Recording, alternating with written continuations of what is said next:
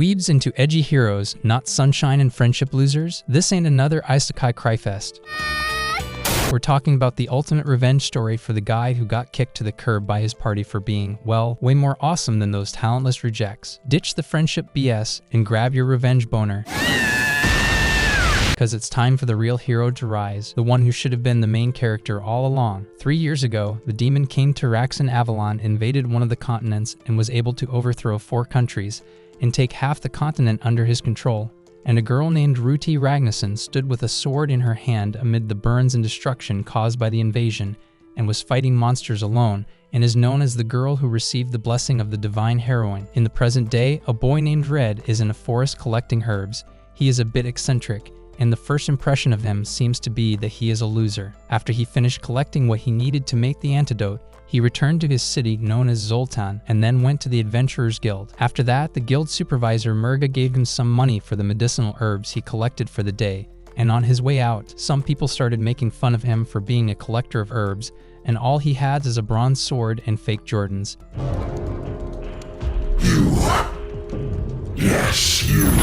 Your Jordans are fake. But he told them that his dream is to open his own pharmacy and live a quiet life and not care about adventures. After he left the guild, he thought that the only obstacle to realizing his dream is that he does not have enough money. Then his thoughts were interrupted by a young boy named Tanta, who told him that he finished buying lunch for his father and his brother Gons, then said that Gons told him that he will become a good carpenter one day, although he has not yet discovered his gift. But when he becomes a carpenter, he will build him the pharmacy he dreams of. Then Tanta asked him about his gift that he was born with.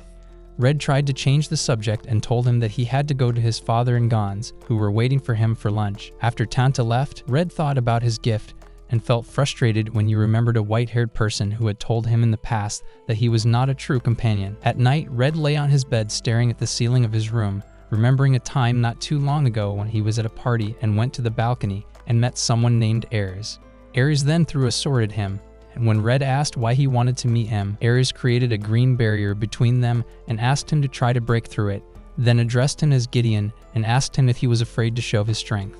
Red was furious and hit the barrier, but he couldn't break through it. Ares mocked him that he couldn't break through a barrier even though there are physical and magical ways to do so, and Red said that if he had a Thunderwalker instead of this bronze sword, he could break through it. Ares told him that the Thunderwalker is a powerful weapon regardless of who uses it, but his issue is his strength as a person and he can't use it. Then he told him that he is not a true companion as he does not fulfill his role and cannot rely on him and fight beside him, and reminded him that he could not protect himself in their last battle with Desmond, which forced his sister Ruti to protect him and became a heavy burden on her. Red was offended by Ares' words.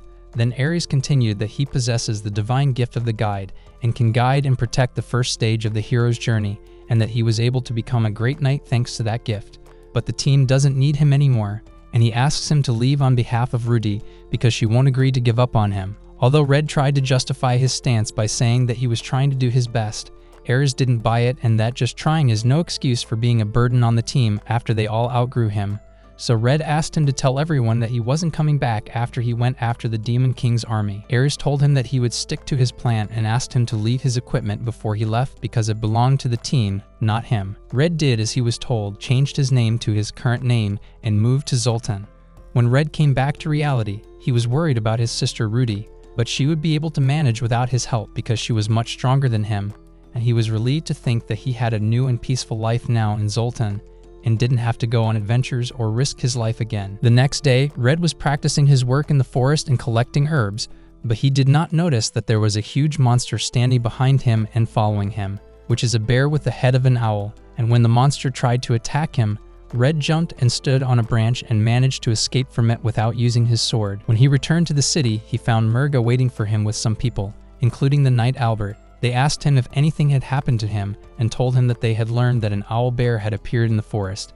Then Albert approached him, and when Red spoke his name, he asked him to add sand to his name and called him D-Rank, and Red replied sarcastically and called him the Knight Albert B. Rank. Then Albert said that he had heard about him and his specialty in collecting herbs, and that he was an expert in the mountains, then asked him to be their guide on their journey to eliminate the bear because they knew little about the forest area and the mountains, but they were surprised when Red refused to carry out the mission. Albert tried to convince him that the mission would be in his favor as it would improve his resume and he could be promoted to C rank, but Red told him that he didn't care about the rank and all he wanted was to open his pharmacy and live a simple life. Albert got angry and left, intending to look for someone else. Mirga told Red that they would be relieved if he accepted the job, but he insisted on his opinion and apologized to her, thinking to keep his past a secret as much as possible and not draw attention to himself. When Red returned to his room after receiving his reward for collecting the day's herbs, he thought that it might take more than half a year to open the pharmacy, but his thoughts were interrupted by a loud knock on the door, and he put his hand on his sword, but was reassured when he heard Gon's voice behind the door. Red went to the door, and when he opened it for Gon's, he told him that Tanta had a fever, and the doctor told them that he had a white eye. And when he went home with him, he found their mother now sitting near Tanta and saying that they did not have medicine. So Gons told her that Red would prepare a cure from the herbs. Then Red went to the doctor and asked him about Tanta's condition and started examining him. And after he finished, he told them that he might go blind in 24 hours and would need to receive proper treatment at that time. And the doctor told him that they did not have enough medicine for him. Red thought that he had cocoa leaves and needed blood needles that he could get from the forest. So Gons begged him to go up to the forest and collect the necessary herbs and told him that he was willing to pay whatever amount he needed, given the seriousness of the situation in the forest at the moment. He decided to help them without the knowledge of the Adventurers Guild and asked Gons not to tell them anything. And when he left their house and headed towards the forest, and made sure that no one was around, he used his strength and speed and endurance to enter the forest quickly and unnoticed. When Red reached the forest, he decided to take the long way to avoid encountering the bear team in the mountains fighting the bear, but he was surprised by the smell of a nearby fire, and when he went in its direction, he found that part of the forest was on fire, the part where the blood needles grow, and he wondered what caused the fire and thought that he would not be able to put it out himself, and maybe if Ares or Rudy were here instead, they could manage it. Red continued collecting blood needles until he found the bear standing in front of him and realized that he had escaped from the bear squad. When the bear tried to attack him, Red dodged his blow and then knocked him down with a single swing of his sword and left immediately. After a while, the bear's party arrived with their replacement guide and found the bear dead. They marveled at the bear's wound, but the bear ordered them to leave the forest before the resistance magic wore off. In the evening, Red returned to the Gons and was able to make a cure for Tanta and save him before his father-in-law's damage got worse. They all thanked him for what he had done for Tanta. When Red told them what had happened to the forest, the Gons were furious at the bear for burning it down to get rid of the bear. The doctor then told Red that they were lucky to have an adventurer like him who wanted to open a pharmacy and asked him to let him know when it would be open so he could send him lots of orders. On the way home, Red thought about his limited endowment and the fact that he could only collect one bag of blood needles, even though he had maximized his combined skills, and that he wouldn't be able to save the world at this rate. His thoughts were interrupted by the sound of Gons approaching and calling out to him to thank him again for saving Tanta, and that he was glad to have someone like him in town. Red tried to act humble and asked him to talk about his reward for saving his younger brother. 4 months later, Red arrived in Zoltan and went to the Adventurers Guild and told Mirga that she needed to submit a work completion report. Mirga told Rit that she would make a sample. Then Rit asked her why she was wearing evening clothes on the job, and Mirga told her that she was invited to Red's celebration of completing his pharmacy and told her that he was an adventurer who specialized in collecting medicinal herbs. Rit was curious to know more about Red when she learned that he collects medicinal herbs, but Mirga told her that he's actually more powerful than he looks and then told her what he did 4 months ago. Rit deduced that he collected the herbs amidst the fires, but Mirga told her that he claimed to have collected them before the guild put the mountains out of bounds. Mirga said that Red had a chivalrous side to him and that he may have been a knight at one time, which piqued Rit's interest even more. Red was standing in front of his new pharmacy with Gons and Tanta. Tanta thanked Red for helping him build the business and that he was the best carpenter in town. This turned out to be the reward he asked Gons for, as Red bought the building materials and Gons built the pharmacy for him for free. Then Red heard some people at the celebration talking about the heroines team and that they were able to defeat Gander's forces and may be able to defeat the Demon King soon. Red felt happy to know that people feel safe with his sister Rudy, and that what he did in the past was the best for him and her, and he decided to live his life the way he wants, away from battles and wars. After a while, Red was sitting in his pharmacy, and was bored by the lack of customers until he was surprised by the entrance of a disguised person, and when he looked at him, it turned out to be Rit. When they sat down to talk, he told her that everyone in the village knew him as Red, then asked her why she was working as a B-rank adventurer in a remote area like his village despite being the princess of the Lugarvian Principality. She said that she left Lugarvia before her family made the decision to leave, because the people there favored her brother, the crown prince. She then asked him why he called himself Red, and that their names sounded the same now. He said that he didn't have a name in mind and just changed her name, and Rit felt happy and ashamed that he remembered her when he decided to change his name. Then she asked him what he was doing in Zoltan, and after he told her what happened to him with his team, Rit felt angry and said that what they did to him was unfair because he'd adventured with them for a long time, and Red tried to calm her down and told her that he was just a burden on the team and was endangering them with his presence, and that withdrawing was the best solution for everyone. Rit asked if he was sure that Rudy and the others would be okay without him, and he told her what he had heard, that her team had defeated Gandor, one of the 4 kings of the Demon King's army, and that they were doing well on their way. Then he got up to make her another cup of tea after the one in front of her had cooled down. While waiting for the tea to boil, he remembered when he used to make tea for Ruddy when they were young and justified to himself that he was kicked off the team because there was nothing he could do for her. Then he returned to Rit with a cup of hot tea, and when she tasted it, she expressed her admiration for it. Rit said that it probably looked delicious because he made it for her. Then she felt ashamed when she realized what she had just said. Red remembered the first time he met her, many years ago in the city of Alunar, south of Lugarvia, where Red was sitting with his team members discussing the location of the monsters. Then Red noticed that someone was harassing Rit in the bar and offered her a drink, but as soon as he put his hand on her, she knocked him down in one motion. The guy got angry and was about to use his abilities to attack her, but she walked up to him, telling him that he picked the wrong person to mess with. The man rushed out of the tavern before he even paid his tab. Then Rit returned to her place and addressed Red and his team, telling them that the Lugargian Principality does not need the heroine to defeat the Demon King's army, and then left the tavern quietly. When Ares wondered who she was, some of the people in the tavern told him that she was Rit, known as the toughest adventurer ever and never defeated on the battlefield. Red interrupted his thoughts and returned to the present and told Rit that she had not revealed her feelings at the time, as she resented their presence in her city and complained when they fought side by side. Rit said that she could let her feelings out sometimes and remembered what happened between them in the mountain village when they were camping in the woods, and asked if they had gotten any information, and Red said that there was nothing to report, since no one on the team had that skill. Rit told him that she had found some important information in her reconnaissance and asked him to beg her when he wanted to hear what she had to say. Rit told her that accepting humiliation was a small price to pay for protecting Lugarvia. Rit felt bad about her behavior, and Red told her that he was surprised that she would openly admit that she felt bad about something, and Rit was furious. Then she told him that she had found strange tracks around the village, indicating the constant movement of beasts back and forth from the north. Red said that there was a mountain cabin in that area, and he wondered if the logging was going on even though no wood had arrived recently. Then he wondered where the missing wood was. Rit told him that there were no signs of the wood being moved. Red thought maybe it was being moved by magic. Rit wondered why the villagers hadn't complained about it. Red thought maybe there were hostages, since there were hardly any children or elderly people in the village. Rit deduced that it must be a group organized enough to take hostages. He told her that it could be the Demon King's army. He then asked if they should cooperate. Rit strongly rejected the idea, telling him that she had defeated the king's army twice and that Lugarvia didn't need them. Rit was furious and said that Lugarvia had never lost a territory to invaders.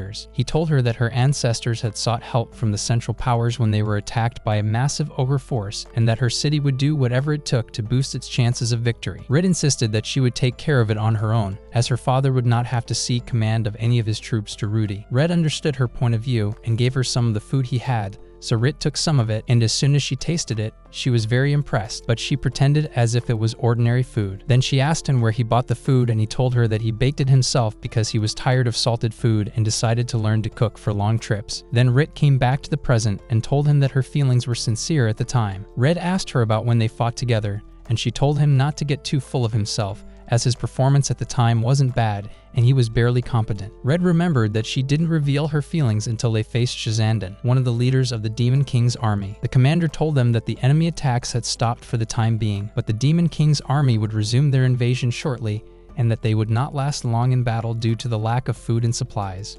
Rit said that she had discovered that the enemy had the same problem as they were storing food in a mountain fortress. She then suggested that they attack that castle while the main force distracts the enemy, and although some people objected to putting her life in danger, Commander Gaius was convinced of the idea, telling them that he would lure the army with the royal guard, while she and Rudy's team infiltrated the castle. However, the plan failed when Rit realized that the person standing in front of her with the enemy army behind him was not Commander Gaius, but Shazandan, and he told her that he had eaten Gaius. Rit got angry and approached him to attack him, but she was knocked down by one of the soldiers. Then Shazandan told her that he would use her people's love for her as a hero against her, but he was surprised when Red attacked him and his soldiers. He told her that he felt that something was not right by staying in the castle for so long, and encouraged her to pick up her sword and face Shazandan and his army with Red. Then Shazandan appeared in his true form in front of them. Red told her that Rudy would arrive soon, and all they had to do was hold on and gain time. Then Shazandan attacked them, and they kept dodging his blows until Shazandan was surprised by the appearance of Rudy, who cut off 3 of his arms in one fell swoop. Rudy then cut off the other 3 arms and stabbed him in the chest with her blade until he fell to the ground, and Rit was surprised at how strong Rudy was and how she was able to stand up to Shazandan on her own. After a while, Rit refused to attend the war council after her plan failed, and they lost the battle. Red told her that the council had decided to continue with the fortification, then said that he would not force her to fight if she really did not want to, but he believed that she wanted to fight and that her grief would discourage her. Rit told him there was no point and that she was afraid of losing someone else after losing her father and the royal guard to her plan. Red told her that they would bypass the siege lines, call for reinforcements, and head for the Enchanted Woods, and that a former comrade named Urendral would help them. He told her that Lugarvia wouldn't have the will and pride to continue fighting without her, and asked her to join them to call for reinforcements and help them against the Demon King, that she was his and Rudy's mate, but that Lugargias will had to win this battle. In the present, Red remembers that she was able to regain her will to fight and defeat the Demon King's army. Then Rit asked him if she could work with him at the pharmacy, and Red was surprised by her request. Red rejected the idea and told her that she was one of only 2 Class B adventurers in town. She told him that she was willing to give up her adventurer status. Red told her that he had just opened the pharmacy and sales were so low that he couldn't hire anyone. She told him that she could take care of the pharmacy while he went out to collect herbs. When Red showed her 2 of his inventions, she told him that he couldn't sell them because the price would be too high.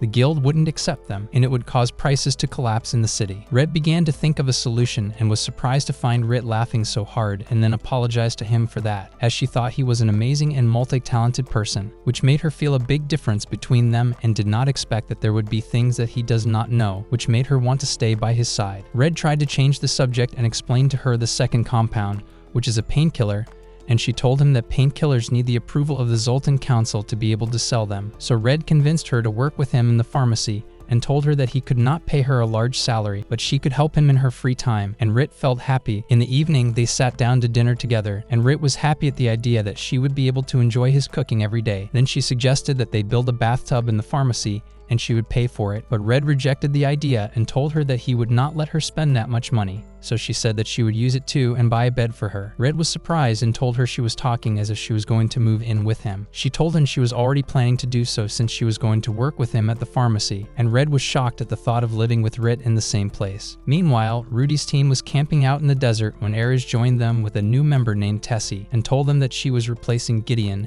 and that she had rare abilities and would be more useful to them than Gideon. Then the members began to introduce themselves to her, and Danon told her his name and that he has the gift of the fighter.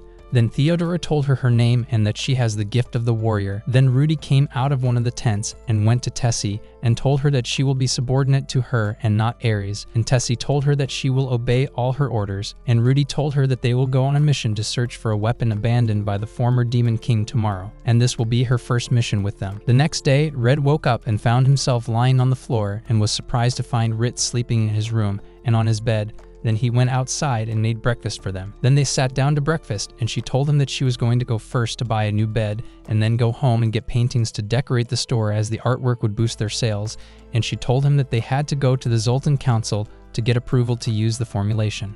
Then she suggested 30 barrels a month.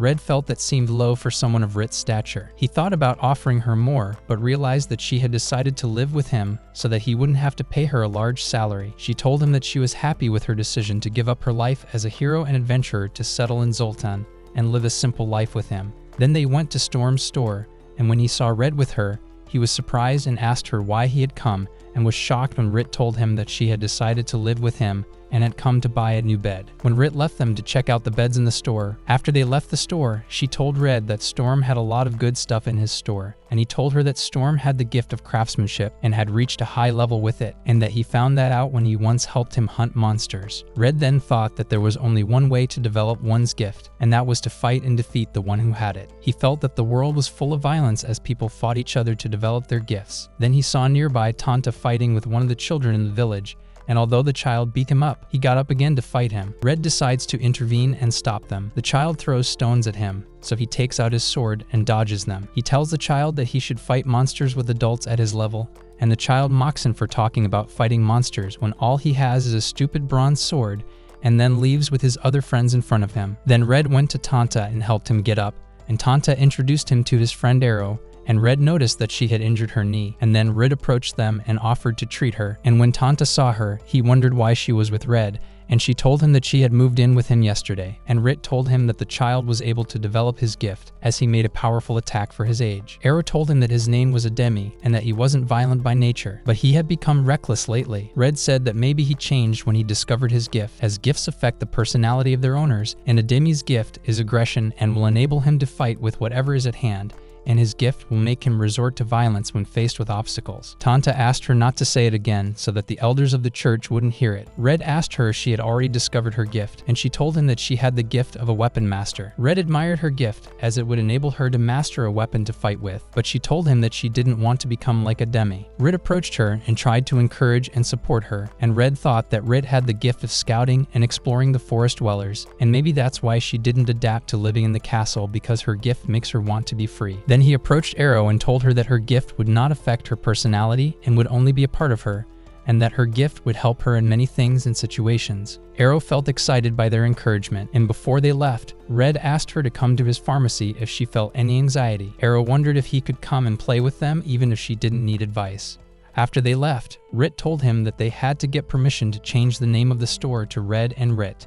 Red told her that he wouldn't let her leave so easily if they changed the name. Rit asked if he wanted her to stay with him forever. After that, they went to the Zoltan Council and were surprised that the official refused to grant them a license and kicked them out of his office. Rit suggested that they look for someone higher up. Then they went to another official who was surprised about her cooperation with Red, as she had always preferred to work alone, and apologized for not being able to fulfill their request as they were late in coming after they discovered that another drug had been approved a month ago and was being misused as an illegal drug. The official told him that the drug had been quickly produced outside the city, and when it was approved, it spread widely on the market, and he suspected that its maker had intended to use it illegally from the beginning. He told them that Dan had recently been dealing with a lot of citizens angry at his decision, and told them that he would personally approve their request for Rit. After they left the board, Red apologized to her for making her do the hard work when he had originally told her that he would do the negotiating. She told him that she was happy that she could help him and that she wanted to continue to do so, so he told her that they would make a great team that way. In the evening, they returned to the store and Red told her that his painkiller had been approved, but it would take some time before its effectiveness was widely known, and she told him that the store would need a fast-acting treatment to increase their sales in the market. When Red was preparing dinner for them, Rit suggested that he mix the medication into his food. He didn't like the idea because he thought his cooking was too bad to compete with a professional chef, but when he thought about it and the novelty of a pharmacist serving food, he decided to give it a try. Then he mixed a dietary supplement with apple jam to try to sweeten the taste of the supplement. Then he baked the jam with the supplement to appear as a dessert, and when they tasted it, they found that it tasted delicious. The next day, Rit started marketing their new product to the residents, offering free samples,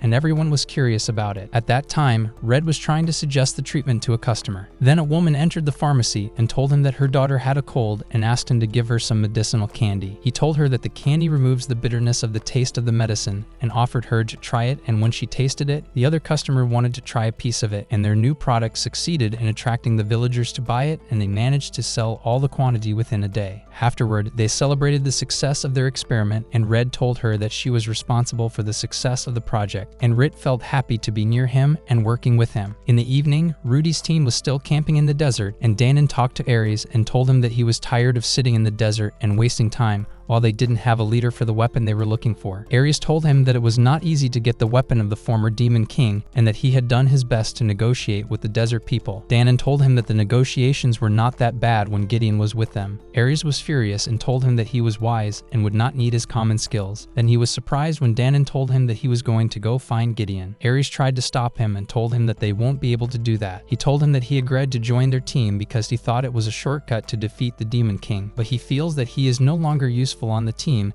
and told him that kicking Gideon off the team was a big mistake. Ares tried to justify it and said that Gideon left the team of his own volition. Then Rudy interrupted their conversation and asked Danon if he would go looking for her brother already, and Danon tried to convince her that the team needs Gideon's presence, so Rudy allowed him to go looking for him while they will continue their journey until his return. Danon sat down next to Theodora and asked her if she thought Ares tried to get rid of Gideon because he was in his way. She told him that Yerandrala suspected he might be injured. Danon admitted that Gideon was skilled in planning, and Theodora reminded him that he did not fail to criticize his gross combat mistakes, but he swore to her that he never thought that Gideon was a hindrance to them, so she assumed that he would tell Gideon that when he saw him and told him that despite Ares' skill in combat and magic, he would be pressured to get rid of the knight, and Danon felt that Gideon was still alive and decided to go to look for him tomorrow. The next day, Red was thinking about what happened in his life during the past period, and he did not expect any of what happened, as he fought the Demon King with Rudy and her team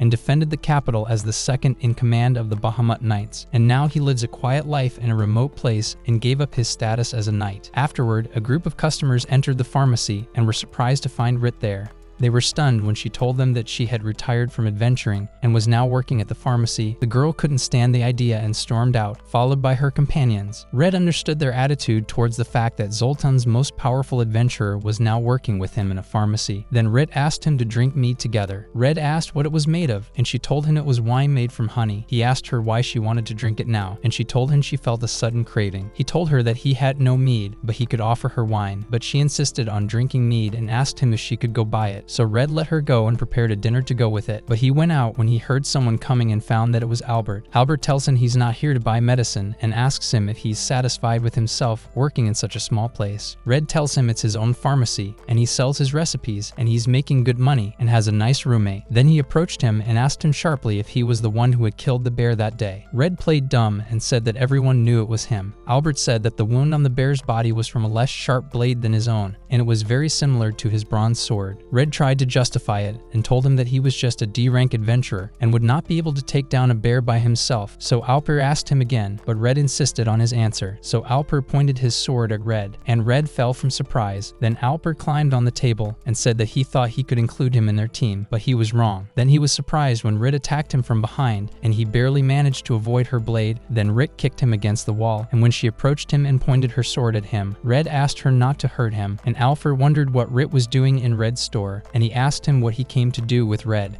and Red told her that he came to ask him to join his team. Albert was surprised that Red was standing next to him, even though he was behind the counter. When he came out, she told Red that she wanted to cut him in half and claim self-defense. He told her that Albert is the only B-ranked adventurer in Zoltan right now, so they can't get rid of him because the city needs him. He explained that he knew he would stop at the last minute and would have resisted if he hadn't. She wondered how he would be able to resist when he had the blade at his throat, so Red changed the subject and told her that she shouldn't have given up her favorite drink for him. In the evening, they sat down to dinner and mead, and she told him that she was happy with their new life together now that they were able to fulfill their dreams, and that they still needed a bathtub. He told her that he had talked to Gons about it and suggested that they go for a weekend to try the sauna. At the end of the week, Red and Rit went to the sauna, and he kept thinking about how it had turned into a competition between him and Storm and Gons, and they kept talking about how Rit worked with him at the pharmacy and how lucky he was to have her living with him, and Red felt angry inside and uncomfortable with the way they were talking and looking at him, and that they were supposed to be in the sauna to relax. Then Red got up and went to the stove to put more heat on it and was surprised when Gons passed out from the heat of the sauna. When they left the room, Now put compresses on his head and wondered why he was taking so long in the sauna, and he told her that he had a cold earlier. She told him that he is still a competitive person when it comes to the sauna. Then she noticed that the place was empty of customers, so she asked the owner of the sauna about the reason, and he told her that there is a new public bath that was opened, which is a noble building and contains a modern sauna and a restaurant. Now tried to encourage him not to give in to failure, and that she would continue to come to his sauna as long as it was open. She asked him to give her a drink, and Rideau and Storm got excited and asked the sauna owner for drinks as well, and that they would continue to come and support him. Afterward, Now and Tanta sat with Rit in the store, wondering if Zev had decided to close his sauna, and Rit thought they could promote his shop if it had something that the new sauna didn't. Now suggested they offer prices that would allow the general public to visit every day, but Rit said they couldn't compete on prices, so she suggested they compete on drinks, but Rit said the new spa had a full restaurant. Rit asked him if he had any ideas on how Zev could attract more customers, and Tanta told him that the tea smelled good, so he told him that he put an herb in it to help recover from fatigue, and then he got an idea. Then they all went back to Zev's bathroom. Red was carrying a bag of aromatherapy leaves. Red told him that they had thought of a way to attract more customers to his bathroom and suggested he try steam therapy. Zev thought it sounded like a good idea to mix the steam with herbs and help clients with fatigue and injuries, and Red told him that if it worked, he would give him a steady supply of herbs. When they tried it, they found that the odor was more concentrated in the sauna, and it might work to bring clients to Zev's bathroom because he got something that the new bathroom didn't have. Zev felt it was a mistake to give up his business so quickly. He thanked Red and his buddies for helping him and offered them a sauna session at his expense in exchange for their help. When Red tried the aromatherapy sauna, he was relieved that the idea would pay off quickly. He asked Rit and Now what they were doing in his room. Rit told him it wasn't fair for him to sit in the sauna alone. Red felt ashamed and decided to leave and let them enjoy the session together. But Rit stopped him from going out and asked him to enjoy the sauna with them, and Now tried to convince him to stay until he had to agree, and his face remained red all the time as he sat next to Rit, while Now was sitting across from them and laughing at their reactions. Then she told Rit that she made a good choice with Red,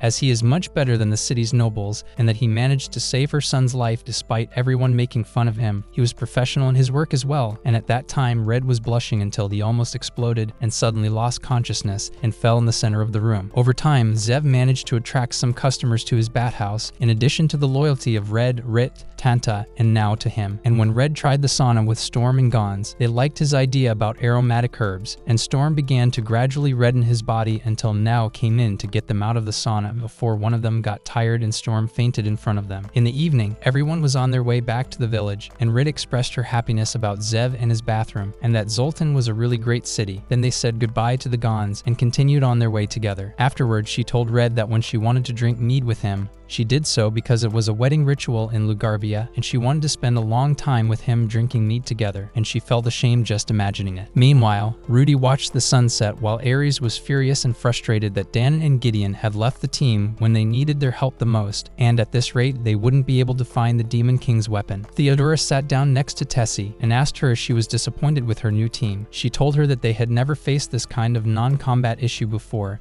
and that it started after Gideon's departure, and that's when the trust between them started to fade and their path towards collapse began. Tessie looked at Rudy, who was sitting far away watching the sunset, and wondered why she let her brother leave when the team needed him so much. The next day, Red and Rit were organizing the herbs and medicines inside the store. When they heard a knock outside, Red opened the door and told them it wasn't time to open the pharmacy yet, but he found a group of people standing in front of him, led by Gallatin, one of the officials of the Adventurers Guild. Gallatin approached him, introduced himself, and asked if Rit really lived here, and asked him to talk to her. Red told them that they were welcome to come in after they finished getting ready to open the store, so Gallatin suggested that he ask Rit before deciding, and Red told him that he knew her answer very well. Gallatin marveled at his confidence, and Red told him that he was surprised that he knew so much about a D-class adventurer like him. He told him that he had memorized the face and history of every adventurer in the guild, then agreed to wait for them while they finished their preparations. When Rit finished organizing the shelves and made the visitors wait for a long time, she told Red that she would come out and tell them that she refused to talk to them and returned to work again. After she went out, a member of the Thieves Guild entered and offered to give him an elf coin in exchange for breaking his relationship with Rit, telling him that it was worth 10,000 beryl and would be enough for him to live a comfortable life without work. Red refused the offer and told him that Rit was priceless and 1,000 elf coins wouldn't do it. He knew she was worth a lot more than just money, so the guy went outside and told him to think about it. Meanwhile, the others were trying to lure her with offers of money and social status in exchange for leaving Red's employ, but she refused, telling them that she had signed a lifetime contract with him and was retired from adventuring, and warned them that if they ended up chasing Red out of town, she would go with him. After Rit went back inside, she was surprised that Red overheard her conversation with the people outside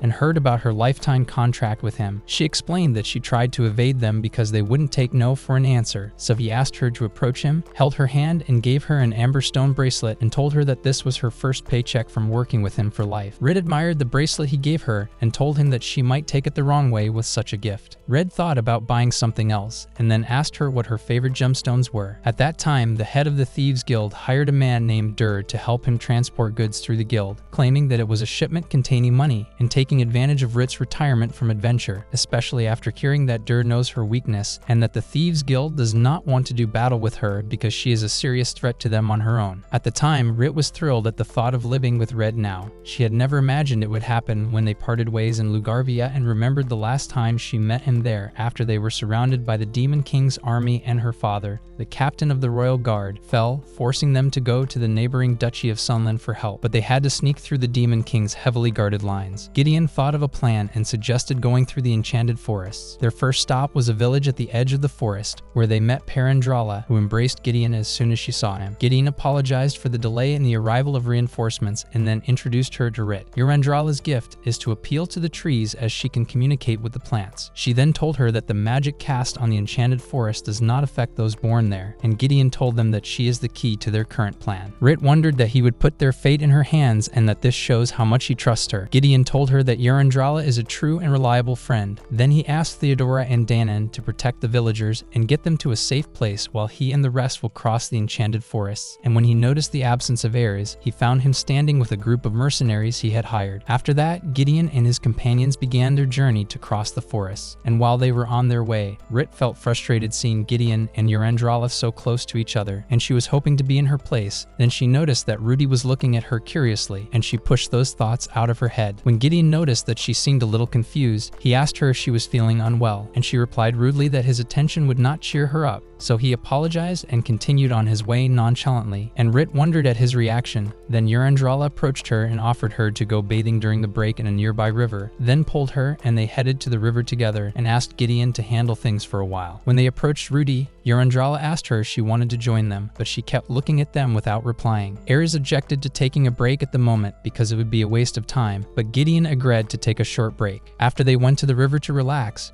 Urandrala asked if Rit loved Gideon. Rit was surprised by her question. Urandrala laughed and told her that she was a lovely person and that she trusted that Gideon felt the same way, and told her that she had to fix her reaction when she was ashamed, as she was quick to get angry. She then advised Rit to show her affection in a playful way instead of hiding her shyness. Rit asked her if she felt the same way about Gideon, and she told her that humans are short-lived compared to elves, so she doesn't fall in love with humans, and that she treats Gideon as a good friend and comrade in arms. She then approached her and told her that she wanted to see him happy as he always takes the brunt of the burden on his comrades, and that she wanted him to live life for himself and enjoy it with someone he loves. Urandrala continued that Gideon's abilities exceed his skills and gifts, but the others do not realize it, although everyone depends on him, but that must change, and she asked Rit not to lean on him, but to help and support each other, and Rit confessed to her that she really loves Gideon, so she told her that everything will be fine, and that Gideon can lean on her when he has a difficult time. After that, they returned with the others to continue their journey through the enchanted forests until Urandrala asked them to stop after she noticed the presence of scouts from the Demon King's army. Ares realized that the mercenaries had tricked him, and Gideon told him that they had been warned that the Demon King had informants among the invaded nobles. After Gideon took a look through his binoculars,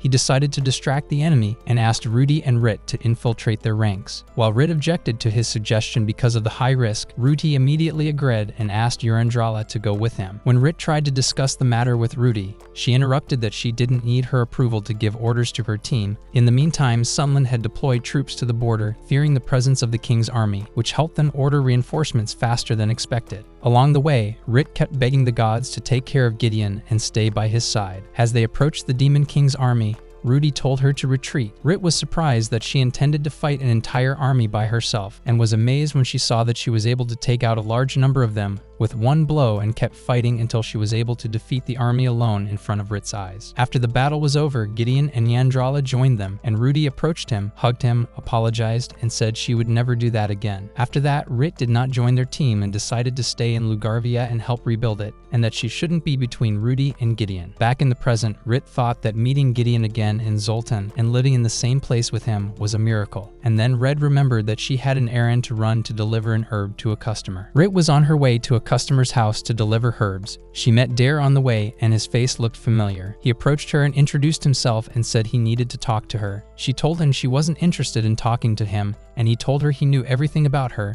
and that he was a good person, just like Red. Rit hit him with the hilt of her sword when he mentioned Red's name. He threatened her that he would tell everyone in Lugarvia that she was living with him and gave her the choice of returning to the adventure again or returning to Lugarvia where the royal succession would be settled. Rit told him to do as he pleased and that she was not interested in giving up her social position in Lugarvia because she did not need fame and fortune if she could live a quiet life with Red. Then she picked up the bag of herbs and started to leave. Dare was furious and asked her how she could live a simple life with the gifts she had. Rit repeated that she didn't care about all that and that a simple life was all she wanted, and she left in front of him. At that time, Rudy was sitting in her tent, suffering from insomnia and feeling that the nights were long and boring and that it was better when Gideon was with her. And she remembered when Ares told her that he was leading the team under the pretext that he would be watching the Demon King's army because he felt he was more useful as a scout. Rudy wondered why he was telling him all this instead of her, and Ares justified that Gideon didn't want to look bad in front of her, then tried to console her that he would stay by her side at all times. And Rudy thought that after all she is a hero, but her brother leaving her left a gap that cannot be filled. The next day, Red was at Dr. Newman's clinic to deliver some goods to him,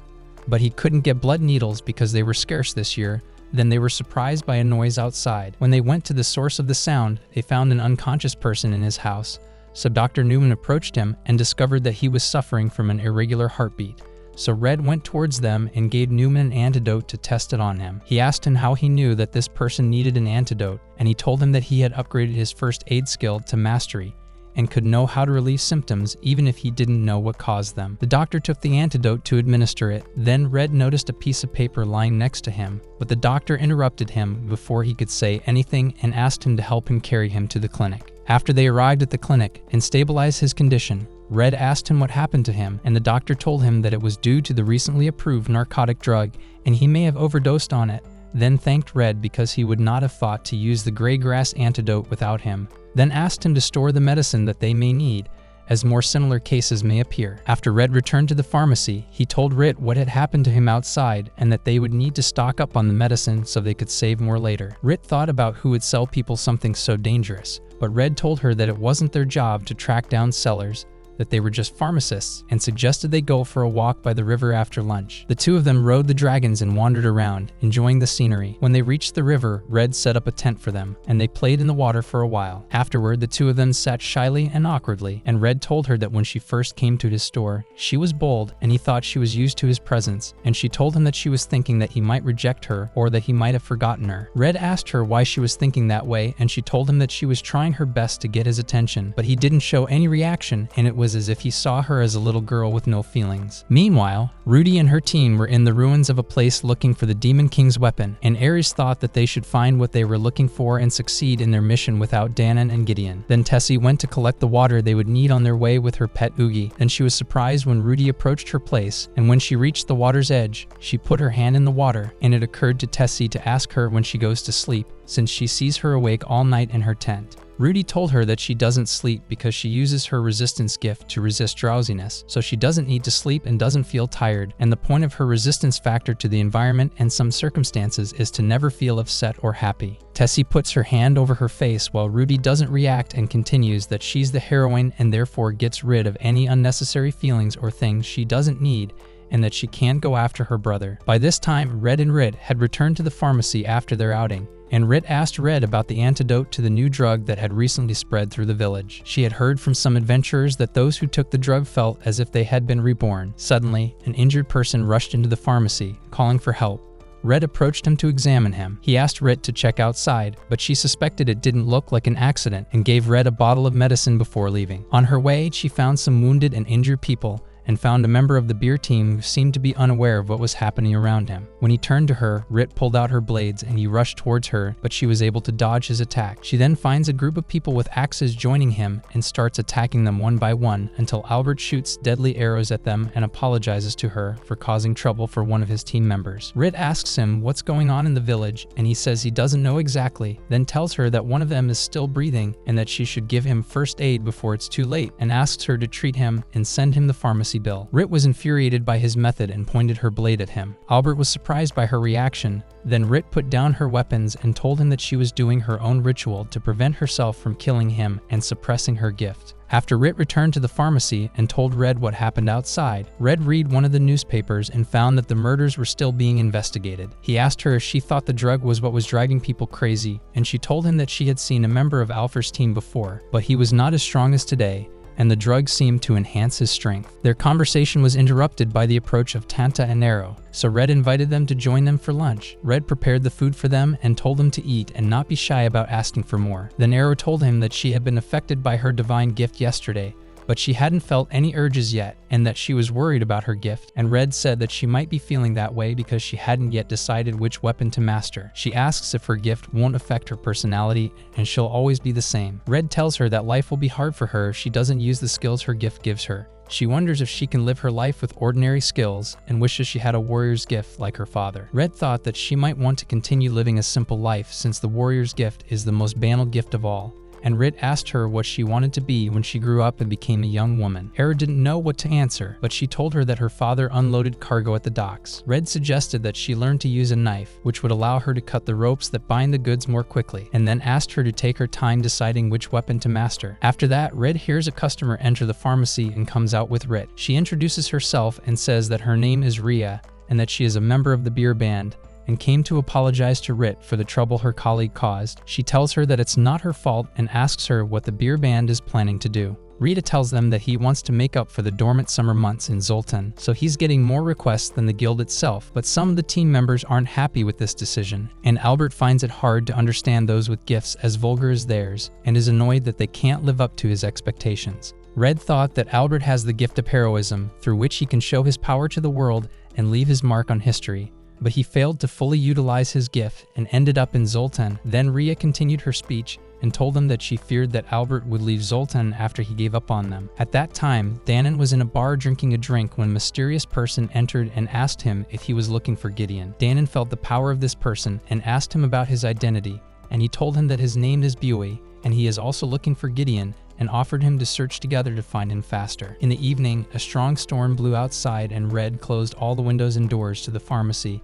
and sat down to drink a warm drink with Rit, and he told her that it was his sister Rudy's favorite drink and he used to make a lot of it for her in the past. Rit wondered what Rudy and the others were doing right now. He told her that they were definitely managing and should be in the sand desert by now. He then recalled his past when a storm like this would come up and he would sit next to Rudy and ask her if she was scared, and she would tell him that there was nothing to be scared of. He told her that he was a little scared and wanted to hold her hand. Rudy didn't mind and held his hand. He then told her that he wasn't really scared, he just wanted to hold her hand, and asked her to tell him if she wanted to hold his hand for no reason like he did. Rudy told him that she loved him, and Red thanked her for her feelings for him. She wondered why he thanked her, and he said that he loved her too. He saw a smile on Rudy's face and told her that when she smiled it meant she was happy, and that he was happy when she told him that she loved him. Then Rudy asked him to do something for no reason and grabbed the back of his neck and felt better that way and asked him to stay with her forever. He told him that he can't promise her that because he will leave when he becomes a young man and starts his way to become a strong knight so that he can adventure with her one day. Then he told her that he would come to visit her on holidays and asked her if she wanted him to bring her something special, and she replied that she wanted warm milk with honey. Then his thoughts were interrupted by a knock on the pharmacy door,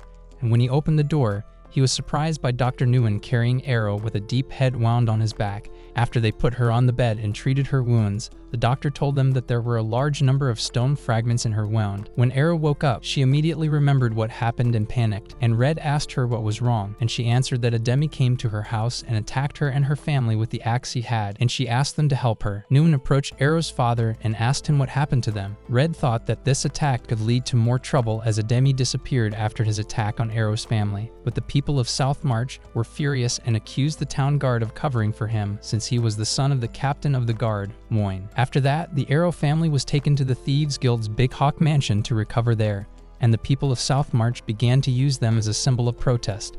And Arrow completed her recovery at Red and Rit's pharmacy. And after Arrow finished her food, she asked Rit to teach her to use the sword.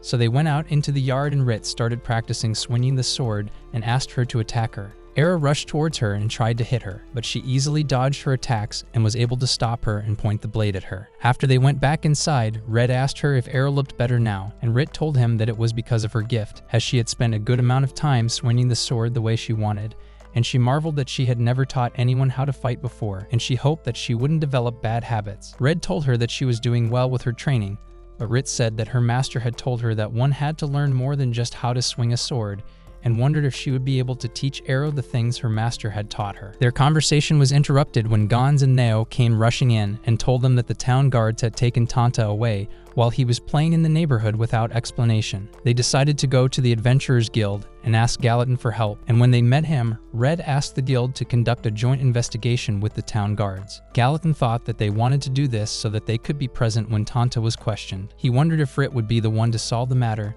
and that it would be a small price to pay for her services. He then folded the letter he was writing on his desk and gave it to Red and asked him to deliver it to the captain of the guard. When they entered his office, he brought Tanta to them, and they checked on him, and Tanta told them that they had not mistreated him at the headquarters. Then Red handed Gallatin's letter to Moyne, and he apologized for the way the guards brought Tanta, as he had ordered him to be brought for questioning only. And Moan told him that after what happened with Campbell and the other perpetrators and the recent attack caused by his son, his men ended up considering the victims as perpetrators and doubted that Arrow might have actually seen Ademi in her house. He said he couldn't rule out that she might be lying and asked her how her parents survived the last attack and why Ademi would use an axe to attack them. He told them that this is why his men believed that the attacker was not Ademi but a resident of South March and that her parents' injuries were staged. Tanta said that he didn't think Ademi would do such a thing, and that he didn't mean that Arrow was lying, but that Ademi had apologized to him the day he fought with him because he was having a hard time, and said that he told him that his brawler's gift for violence made him violent and promised that he would never hit anyone again for no reason. Moan asked to speak with Red and Rit privately, and after the others had left, he told them that he had heard about Rit's retirement from the adventure, and if he was going to ask for her help, there were some things he would need to know. Red asked him if there was any indication that Ademi had taken the new drug. Moan was angry and told him that he taught his son that anyone who participates in such things is nothing but scum. Red told him that there are similarities between his attack and Campbell's attack. Moan said that there is no proof of his words because no one has the skill to investigate Zoltan currently, and it is possible that the drug gives its users other gifts, and Red and Rit looked at each other skeptically. At that time, Air returned to Red's pharmacy after being dropped off by the Tantas, and after they left, a mysterious person entered the pharmacy with the intention of meeting her. At sunset, Red returned to the pharmacy and found Arrow waiting for him. When she asked him about Rit, he told her that she would be gone for a while, then offered to help her train instead of Rit, and brought a broom to use as a weapon, which made Arrow surprised that she was using a sword. Then she approached him to attack him, but she was surprised that she was knocked down in one move by Rit without touching her. When she questioned what had just happened, he advised her to learn how to control herself because anger will always make her vulnerable. At night, Arrow fell to the ground from exhaustion and wondered why Red was so good at fighting with weapons despite being a Class D adventurer. He said he didn't have to raise his status just because he was good at something, and that he enjoyed his life at the moment because he ran a store with Rit and helped kids like her. Arrow wondered if he didn't want to upgrade his gift and become a great hero to be remembered in history. Red noticed that she used to worry about her gift and told her to live and die by the sword, and she would be able to immortalize her name in history if that's what she wanted. Arrow remembered what happened to her before he came back and told him that she got a sword from someone who told her it was a gift for a future weapons master. She told Red that it was a famous sword of great value, and when she took it, she thought she could be a hero like Rit. Red advises her to ask her sword if she doesn't know the answer and tells her he's repeating what a skilled fighter told him. At that time, Rit was on a mission to catch someone, and as soon as she caught him, she thought her mission was over, but she was surprised by the explosion of the body of the person she caught, and she wondered who could plant a bomb in the body of his men. Then she found herself surrounded by several people who intended to get rid of her, and when they were about to attack her, she was surprised by the appearance of a mysterious person to help her, and it turned out to be Danan. So she wondered what brought him to Zoltan, and he told her that Rudy ordered him to look for Gideon. She asked if they intended to bring him back to the team. He replied that this was their plan, but he thought that Gideon had found a place to live, so he decided to turn back. Then he approached one of the attackers, and when he revealed his head, they found that he was a hunted demon, and Danan realized that things are not all right in the city. He asks Rit not to tell Gideon that he's in town and tells her that he's staying at a motel in South March. Rit leaves to go back to the store. When she returns, Red tells her what happened with Arrow and that she got a sword from one of Big Hawk's men. Rit used her magic detection ability to recognize that the sword was made by a swordsmith on the island of the Kingdom of Aegis, and a locator spell where the location of the sword bearer is transmitted to the caster of the spell. Red wondered if Big Hawk wanted to know where Arrow was and if he planned to use it someday. Then Red ate a sandwich, sat on Red's lap, wondered how long they would be able to live together, and told him she wanted to be with him forever. The next day, Red, Rit, and Arrow went to a weapons and armor store to buy a new sword for Arrow. Red told her that she wouldn't regret choosing Mogrim's store, and then the owner of the store named Mogrim appeared in front of them and told them that he had many curved swords inside. Red hears a loud noise outside. When he comes out, he finds a group of people protesting the recent attack by a Demi. So he approaches Maya and Keith and asks them why people are gathering outside, and Keith tells him that he heard that Big Hawk is paying them to come. Red noticed that Oliver, their friend, was standing next to the person addressing the protesters. Maya asked him to try to help him, and he said he would talk to him when he came to the store. Meanwhile, Rudy and her team are facing a giant demon in a cave with a huge sword. Rudy orders Tessie to look for the Demon King's weapon while they take care of the demon. Then she started approaching the demon and attacked him and managed to cause a wound in his face, while Theodora tried to strike another blow at him, but he blocked her with his huge sword. Ares tried to approach and do something, but he was afraid of the demon's appearance and stopped where he was. When the demon attacked him, Rudy protected him and then managed to finish off the demon with a double blow with Theodora. Rudy then turned to Ares and told him to watch where he was standing. She told him that she had protected her brother once, but she wouldn't do the same for him. Ares felt embarrassed and apologized. He thought it would be easier to cast spells if Gideon was with them and tried to explain that it was Danan and Urandrala's fault. After that, Tessie returned to them and told them that she found a weapon that can eliminate the demon army, and Ares is surprised that she found a ship that can fly in the sky, and they tried it and flew it, and Tessie asked Rudy if there is a specific place she wants to go to, and she told her that there is a place, but she will not go there as long as she is the heroine. The next day, Rit wanders around the village in disguise until she arrives at a certain place and finds Dare waiting for her. He thinks she is Arrow and his men surround her. Then he tells her that Big Hawk wants to see her, but he is surprised that it is Rit when she takes off her disguise. She sarcastically apologizes to him for disappointing him because she took the sword that one of Hawk's men gave to Arrow, which is why he thought she was Arrow and was able to trick him. Dare is furious and orders his men to teach her a lesson. Then one of his men appeared in front of her, eager to confront her. Rit doubted if he was human, so he transformed into his true form, which turned out to be the Axe Demon, and then the fight began. At that time, a guard was with Arrow in the pharmacy to protect her. When they heard a knock on the door, Arrow realized it was one of Big Hawk's men who had given her the sword. The guard opened the door, and when he entered, he told Arrow that Rit thought she had tricked him, but in fact he was one step ahead of her. As she was about to draw her sword, one of his men quickly walked up to her and grabbed her hand. She asked him what he wanted, and he said he would make her the champion of Southmarch, then took her to the Thieves Guild headquarters after tying her up to meet Big Hawk. As soon as she saw him, he started talking to her and told her about his past and his history, and that he is now so powerful that no one can hurt him, but he wished he was the most powerful person in Zoltan to make drastic changes in it. He then told her that this is the role of the drug that he was able to smuggle into Zoltan recently, and that it is made from the hearts of 50 axe demons and is known as the Devil's Blessing, and that it aims to rid people of their gifts that they do not need or do not fulfill their desires, and that he is one of them who wants a new gift to live the life he desires. He then went on to say that Arrow is the spark that will ignite the gunpowder that he created.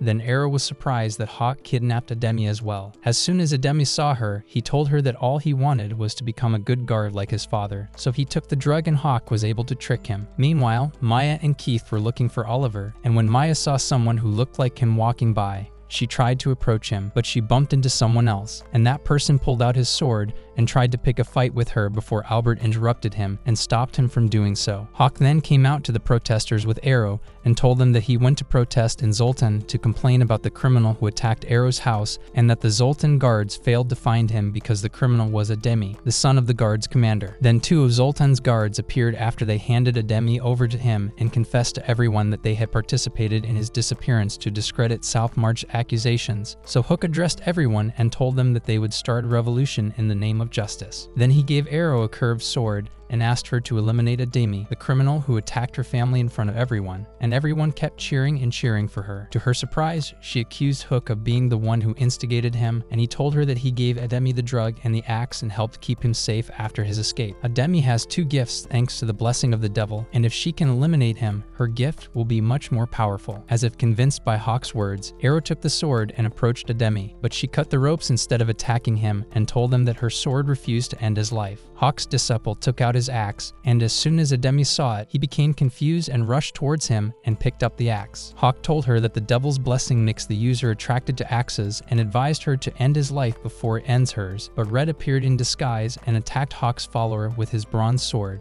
then picked up Ademi and asked Arrow to cling to him to escape from the place. After Red managed to escape with them, they sat down to catch their breath in a remote place and gave Ademi a stimulant to suppress the drug urges he felt. Then Buoy appeared from behind them, and Red recognized him as soon as he saw him, where Rit told him that he was helping her and asked him to continue with their plan. Then he left him with Arrow and Ademi and went to Alfred, who was standing ready to face him under the gaze of Hawk and his men. Then Alfred rushed towards him, but he was surprised that Red was able to block his blow with his bad blade and realized that he had been deceiving them all this time and may be a high-level hero. Then Red wondered why Hook was with them, and Hook told him that Albert was just an empty vessel controlled by him, and said that he had possessed Albert's body because he wanted to become the king of Zoltan. And Red realized that he was the cause of everything that had happened recently. He told Hook that Zoltan is a stagnant town where leaders are determined by seniority, and it takes 20 years to reach the top of the Thieves Guild. It has nothing to do with ambition or talent. Hook said he was right and the people of Zoltan are too lazy. Red told him that's why he succeeded in possessing the beer. Hook explains that the devil can only make a contract with those who are strong-willed and have a degree of darkness in their hearts. Then Albert tells Red that he's tired of living in Zoltan, that the people are all useless, and that he doesn't want to die there. Then he told him that he would not participate in any evil schemes despite his contract with the devil, and that he would become a hero. Red told him that he allowed terrible things to happen in the village and caused the death of many people, so he justified it as a sacrifice that must be made to unite all of Zoltan so that it can join the fight against the Demon King's army, and that he wants to turn Zoltan into a military unit. Then he offered Red to join him and that the fate of Zoltan depends on his decision, but he told him that he does not want to be a savior or a hero. Then Alfred and Hawk were surprised that they were surrounded by Zoltan's guards. Then Gallatin appeared in front of them and told Alfred that he underestimated Zoltan's forces. He asked Red why he did what he did and why he gave up on becoming a hero despite having the power, and he told him that he is just a pharmacist and running a pharmacy with Rit is enough for him. So Alfred refused to go down in history as a criminal and asked him to be defeated by a hero at least to give his life meaning. Then he rushed towards Red to attack him despite Hawk's attempt to warn him, but Red cut off his hand with one blow, and Alfred knelt on his knees trying to stop the bleeding with his hand. And then Red told him that heroism is not for him, and that a hero does not mean only a physically strong person, and that he wished he was the one who saves Zoltan, as no one wants to become a hero more than him. And Alfred told him that he saw him as Zoltan's hero despite all his flaws. At that time, Buoy brought Ademi and Arrow back to Southmarch and used his power to lift them a safe distance off the ground so that no one could hurt them. Then they told the protesters that they returned of their own free will, and Arrow told them to go home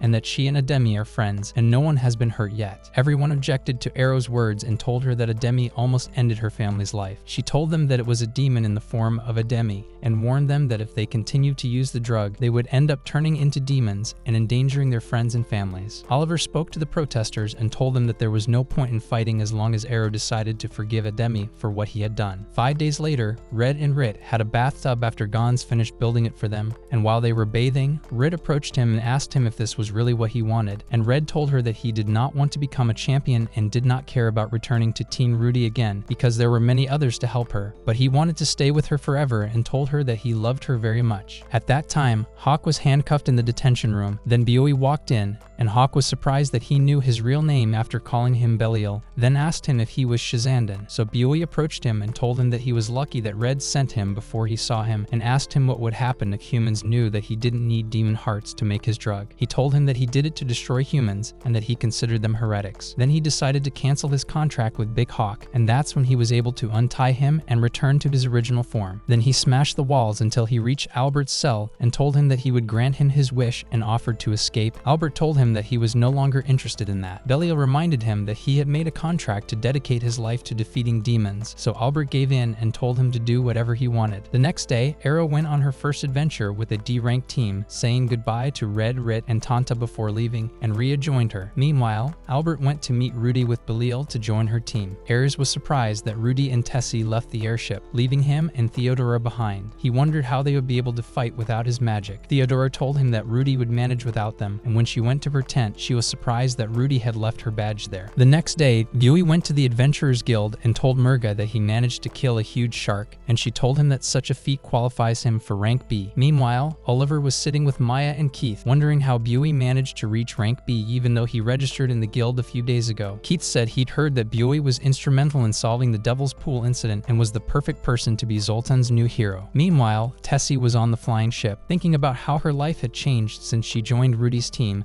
and that she was a balloon pilot after being a famous serial killer, and asked Rudy why they were going to Zoltan, and she told her that they were going to a pharmaceutical manufacturer who lives there. Then she remembered her conversation with Belial before she left, and how he begged her not to go to war with humans, and that he and his people worshipped the god Didymus like she did, and wanted to defeat the demon king who defied the god. Belial then gave her a navel containing a psychedelic demon pool made from the hearts of axe demons, and explained its effects on the user's skills and gifts, and that it would help defeat the demon king. Ruby decided to try it since poisons and curses don't affect her, and Belial was shocked to see her take the full dose. She then returned to the present and asked Tessie to provide her with constant supplies to hide her true identity and to treat her as a companion. Tessie was embarrassed to think that Rudy, the heroine, would pretend to be a commoner and want her to treat her as such, and Rudy told her that she relied on her for her extreme calmness in all circumstances. At the time, Red was sitting in the pharmacy, bored with the lack of customers, and Rit told him that Zoltan people stay indoors when it gets cold, and Red thought that not having customers in the winter was a problem. Rit wondered if they had something people could use in the cold weather, and remembered that they sell hand warmers in Lugarvia, but they'd need intermediate chemistry to make them here, so Red told her he'd discovered another way to make them during his travels. Then he went to Gons at his workplace and gave him a sample of the remedy he had made and told him it was a hand warmer designed to provide warmth for about 15 hours. Gons decided to buy some, and Red was able to sell it to Gons and his coworkers. Then he went to Storm and sold him a sample of the hand warmer.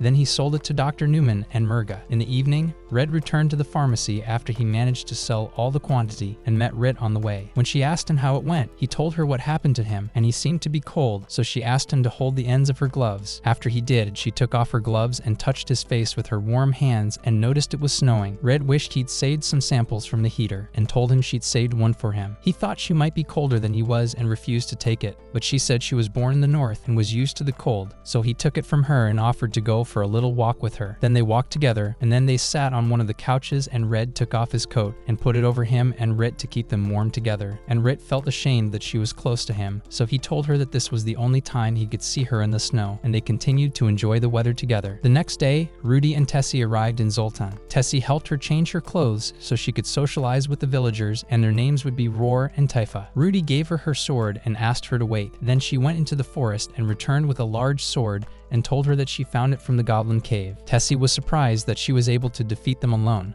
so she told her that she did not defeat them because they were not evil, but used her healing power to cure them of a disease that was rampant in them, and they gave her the sword as a reward. Tessie saw that there was a guard preventing people from crossing to the other side, and suggested that they take another turn, but Rudy insisted on crossing the bridge and went to the guard, and when he saw her, he told her to pay him 100 barrels to let her pass. She grabbed the end of his gun and threw it into the river. Tessie tried to keep her composure as she saw everyone looking at them and crossed the bridge with Ruthie. After a while, the guard came out of the river and tried to warm himself by lighting some wood. When he saw Red, he walked up to him and introduced himself. His name was Otto, and he was looking for a reliable partner to fight by his side, so he challenged anyone who tried to cross the bridge. Otto tells him that he will forgive him for his rudeness since he has met his match in the form of a warrior girl, but his weapons and armor have been washed away by the river, and he suddenly rushes towards Red to attack him and steal his money. But Red dodges him and punches him, and makes him fall into the river again. In the evening, one of the guards was surprised when Rudy and Tessie approached him with a huge monster. Rudy said she wanted to take him down before he caused them trouble next spring. Tessie suggested they look for an inn in the village and then go on a tour to explore Zoltan. At night, Red went to a restaurant for dinner, while Tessie wandered outside and saw the lights of the restaurant in the distance. The chef asks Red why he's not selling hot mustard again. He tells her he has enough ingredients for his own personal use. Then Tessie walks in, sits down next to Red, and tells the chef her request. When Red saw her, he asked the chef if she had an empty box for children and gave it to Tessie so she could sit more comfortably. Red was curious about her since she she had little visibility and thought she might be a spy or a thief. Tessie wondered if he'd noticed her hidden weapons and noticed that there were wound marks all over his body. Tessie then asked the cook to take what food she had left home. Red decided to leave as well and asked her to prepare an order for Rit. When Tessie returned home, she brought food to Rudy and told her that she had met someone who could cause them trouble while they were in Zoltan, and that he noticed the armor and knife she was hiding and thought he might be the best adventurer in Zoltan. Rudy told her that the title belonged to a guy named Buey, the most powerful adventurer in Zoltan right now. Tessie felt that Red looked like he had been trained as a knight and might be stronger, and asked Rudy to decide whether to work with him or against him. Couldn't work with him because the alchemist they were after was in prison and they'd have to plan to smuggle him out. Tessie thought the city would consider them outlaws, and so would Red. The next day, Red and Rit meet a small dragon in their shop named Kuro who asks them for help. Meanwhile, Rudy wanders around the prison, thinking about the plan to smuggle the chemical and wondering what Gideon would have done. Then she imagined Gideon walking next to her and telling her that if he were her, he would look up the map of the prison and find out where the detainee was and how many people worked inside the prison. So she decided to stay awake until nightfall, and she thought that she wanted to see her brother very much to talk to him about many things. But she said to herself that it was not just a wish, but that she would see him inevitably. In the meantime, Red, Rit, and Kuro went to the fairy village on the outskirts of Zoltan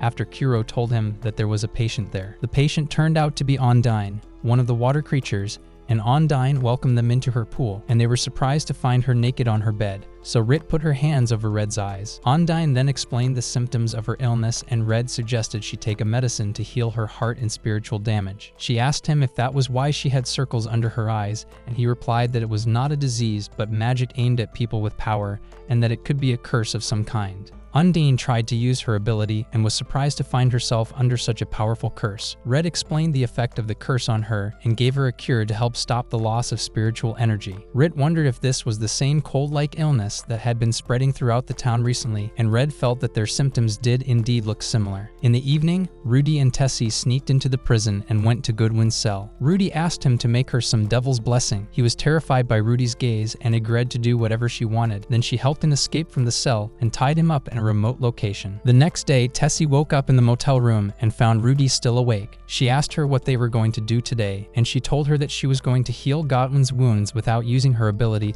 so he wouldn't know she was a hero. She asked if there was a pharmacy nearby, and Tessie said there was a pharmacy near the center that sold high-quality hand warmers. Meanwhile, Red had finished making new doses of hand warmers, and Gons came to him to buy some, then told him that he heard about the prisoner escape yesterday. Their conversation was interrupted by Tessie's voice at the entrance, and she was surprised that the owner of the store was Red, whom she met at the restaurant. But Red was startled when he saw Rudy with her, who as soon as she saw him, she rushed to him to hug him, which was the first time Rudy reacted to anything. After Red sits down with Rudy and Tessie, Gons leaves the pharmacy. Tessie wonders if it's a good idea to let him go now that he knows their true identities, but Red tells her that he's a good guy and won't interfere with them. Tessie introduces herself to him and tells him that she recently joined Rudy's team after he left. Rudy asks him if he lives with anyone in the city, and he tells her that he lives with Rit, Princess of Lugarvia, and asks if Ares told her that he left to go after the Demon King's army. Rit knew that Ares hadn't kept his promise, so he apologized for his sudden disappearance. Ruthie told him that it was Ares' fault and offered to rejoin the team and fire Ares. She then tells him that Danon left the team looking for him, and Urandrala left because she thought that Ares had eliminated him. Red apologizes and tells her that he has found a reason to continue his life in Zoltan, so Rudy decides to move to Zoltan as well, much to the surprise of Red and Tessie. Rit returned from outside and was surprised when she entered and found Rudy and Tessie. After that, Red asked her why she came to Zoltan, and she replied that one of the reasons was to search for him because they needed him to defeat the Demon King, and that she was looking for someone who knew how to defeat the king. Rit asked him what he was going to do, and he replied that he was going to stay in Zoltan and run the store with her. Rudy told her not to worry because she was going to move to Zoltan next to them, and then she started to leave and told them that she was going to stay at the inn. After she walked out of the store with Tessie, she felt a sudden pain and thought she shouldn't have told them she was staying in Zoltan, and took more of the devil's blessing to curb her strength. In the evening, Red was watching the sunset and Rit joined him. She asked him if he was sure of his decision, that Rudy needed him, and it would be best for him to join her to save the world. Red said that what was happening was not Rudy's fault. She was carrying the fate of the world on her shoulders, but she was still 17, and he told her they needed some time to think and would talk about it again with Rudy present. In the evening, Tessie goes to Godwin and asks when they're leaving Zoltan. He says that plans have changed and they'll be here longer than expected. Godwin panics and says that if he's found and sent back to prison, he'll be executed and they won't be able to make the medicine without him. Tessie went back to Rudy at the inn and suggested they shouldn't keep Godwin locked up any longer. He'd need a workshop set up to make the medicine. Rudy said there was somewhere she wanted to look, and if she didn't find anything within a week, she'd give up. When Tessie asked her where she was looking, she told her that there were old elf ruins on the mountain where their ship had landed. Tessie thought it might be a good hiding place for them, but then she saw Rudy standing in front of her and looking at her coldly. She thought she might have said something wrong, so she approached her and tried to talk to her, but Tessie rushed back thinking that she would hurt Augie, her pet. Rudy said that she did not intend to do that and apologized to her, and Tessie marveled at her behavior and realized that she had lost her communication skills a long time ago. She put down her weapon, approached Rudy, apologized for her misunderstanding, and told her that if she wanted to pet Augie, she should say something before she did so. Then she held Augie in her palms and introduced her to him, and Rudy told him her name. Meanwhile,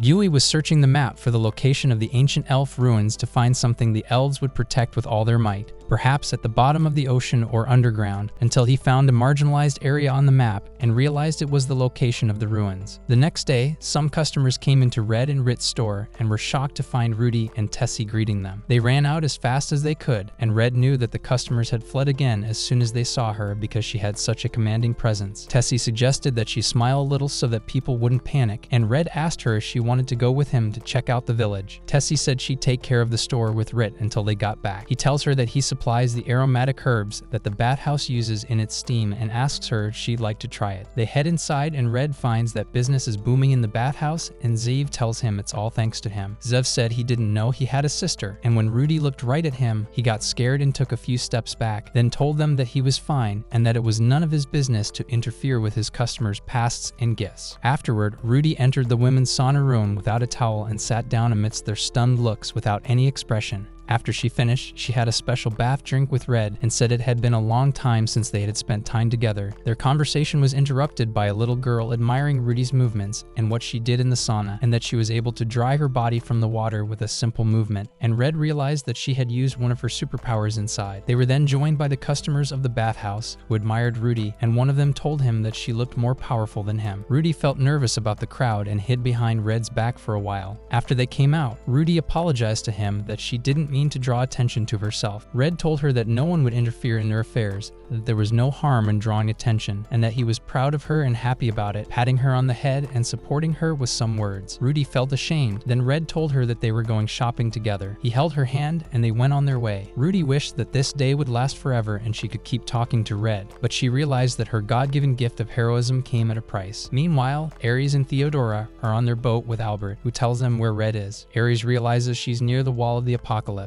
Theodora uses her power to heal Albert's bleeding. He asks her if he's of any use to them. She says they're close to tracking down Rudy thanks to him, and tells him they'll buy him a prosthetic hand at the next stop. He told her that whoever cut off his hand seemed strange to him and wondered why he didn't become a hero despite his great strength. Theodora said that people are more than just gifts and skills, and that they have freedom of choice. Albert asked if someone has a gift that can make them a hero, that means they must follow that path, and that is what God wants. At night, Red made Rudy's favorite drink for her and Tessie, made a special drink for Augie, her pet, and told them they had a bathtub if they wanted to take a bath before returning to the lodge. Ruthie asked if she could take a bath with him, but Red said they had long since passed their bath time together, so she asked to take a bath with Rit instead. Rit was surprised, but eventually agreed, and Tessie asked to join them because she likes to take baths in different places and record them in her notebook. When they entered the shower together, Tessie sat in a small tub and felt that it was so deep that the water reached her mouth, but she was worried about Rit and Rudy sitting in the big tub and thought to keep watching them to make sure there was no misunderstanding. Rudy then asked Rit if she had ever bathed with her brother, and Rit simply said that she had, but it was a long time ago. And Rit asked her what Red or Gideon was like as a child. Rit told her that he hadn't changed since he was a child and that he was always a great person, while she was weak as a child. Rit was amazed by her talking about herself, so Rudy told her about the first battle she fought when she was looking for a lost child in the mountains, and Rudy was 5 years old at the time. She decided to act as a hero, and when she reached the child's place, she was surprised by a monster hiding in the darkness behind her, and only his eyes were visible, so Rudy quickly pulled the child out of his hands before he attacked her, and although her chance of winning was small, she did not give up the child. Rudy stood in front of the bear with a knife in her hand, ready to face it, but she was surprised by a strong blow that caused her to bleed and pushed her away. But she used her healing ability to recover quickly. Then she approached the bear until she was able to reach its head and pierce its eye with her knife while the child was taking advantage of the opportunity to escape. She continued that despite what she did for everyone, They talked badly about her and called her a scary child, yet they asked for her help when they needed it, and she was able to endure all the abuse that was directed at her since she was young. But the only thing she couldn't bear was never seeing her brother again. Then she was surprised by the appearance of Gideon, who cut the bear in half and managed to save her before the bear finished her off. Then he went to her crying and apologized for being late. After Rudy finished her story, she told Rit that Gideon was always by her side when she was suffering and in pain, which made her feel happy, and that she no longer felt pleasure in anything and still remembered the feeling of everything she did with her brother and the taste of the warm milk he used to make for her. Tessie then realized that Rudy's feelings weren't as strong as they used to be because of her hero's gift, so only the past makes her happy. Rudy then confessed to Rit that she couldn't stand her when they were adventuring together in Lugarvia because she was jealous of her ability to express her feelings whenever she wanted and jealous of the way she was getting closer to Gideon. Tears came to Rudy's eyes as she said that this is who she is as a hero,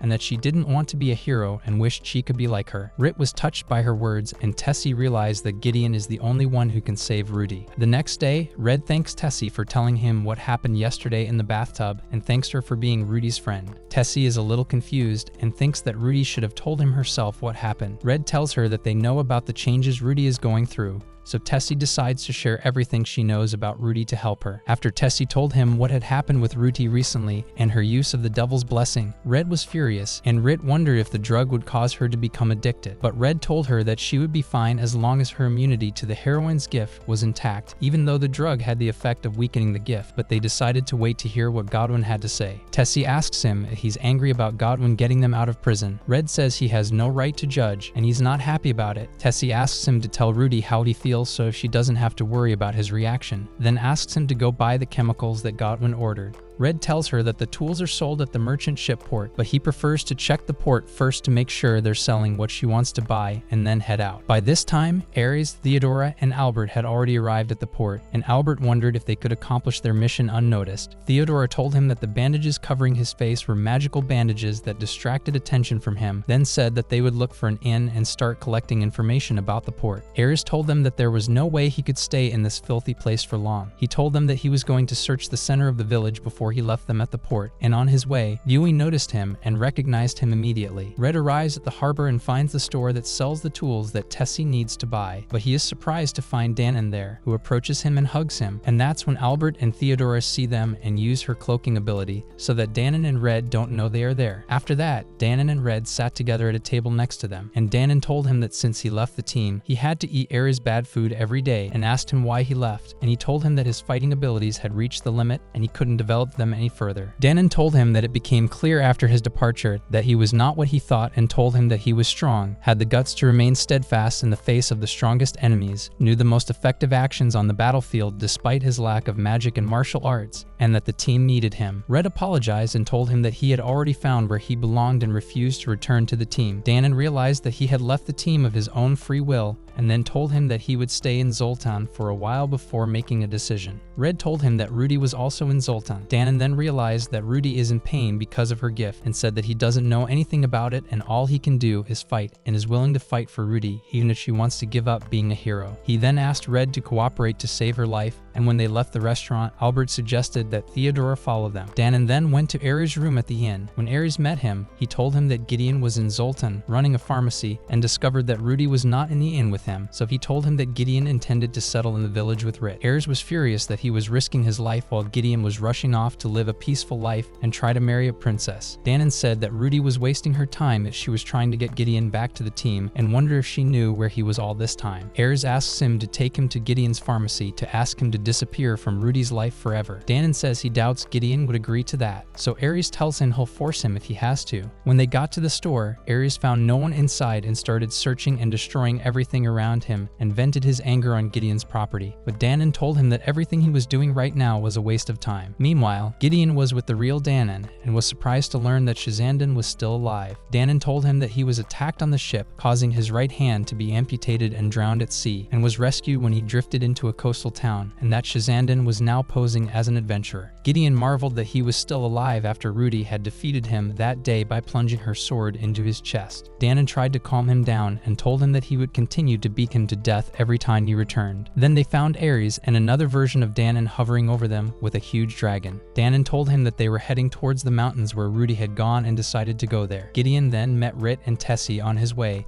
and told Rit that he had met Danon and would join them. She apologized for not telling him that she had met Danon earlier and told him about the conversation they had had at the time. He asked her if she noticed anything different about him. Rit denied that there was anything different. He told her that when he met Danon, half of his right hand was amputated, and he suspected that Shazandan had amputated it. But Gideon assured her that Danon never forgets the enemy he faced, so Rit suspected that the person Gideon met wasn't Danon, maybe it was Shazandan, and that he had taken Danon's form after eating his hand, and she blamed herself for not telling him. Gideon decides to fight Shazandan together if he is indeed in Zoltan and avenge Gaius' death, in which case they will have to go back and pick up the swords again, and Rit decides to return as a hero for the last time. After that, Gideon went to a place under one of the trees in the ruins of the elves, and when he went deeper into it, he reached Godwin's hideout and asked him where the girl who brought him to the hideout was, and he said that he did not know where she was and that she might be somewhere in the ruins. Gideon asked him to call her, but Godwin got worried and refused to do so, saying that she scared him too much and that if he wanted her, he would have to call her himself, so Gideon had to resort to violence and bent his arm. And when Godwin screamed in pain, Rudy burst into the room and was surprised to find Gideon there. He then told her that Tessie had told him everything that had happened and apologized for not helping her earlier, but he was also looking for a way to help her suppress her powers. He then pulled out a bottle from his pocket with a mixture that suppresses her gift, but warned her that it might be toxic and not work on her gift as a heroine. Rudy wondered why he made the decision to stay away and live a quiet life, since he had been trying to save the world since they were young and was always trying to become stronger, and Gideon told her that all he wanted to do was protect her because she was someone dear to him. Then he told her that he knew she would follow her own path one day, so he didn't mind her desire to give up being a hero. Rudy wondered if he would forgive her after everything she had done recently, from smuggling Godwin to abandoning her friends and her gift, and that the world expects her to play her role as a hero. He told her that she was free to live her life the way she wanted, just as he had decided to live his life the way he wanted. Rudy felt that she was so selfish in her desires that she didn't deserve to be a hero and asked him not to hate her for being selfish, and Gideon told her that she would still be his little sister. Meanwhile, Ares and Danon were searching the woods for Rudy, and Danon felt that she was close to them and might be in the ruins,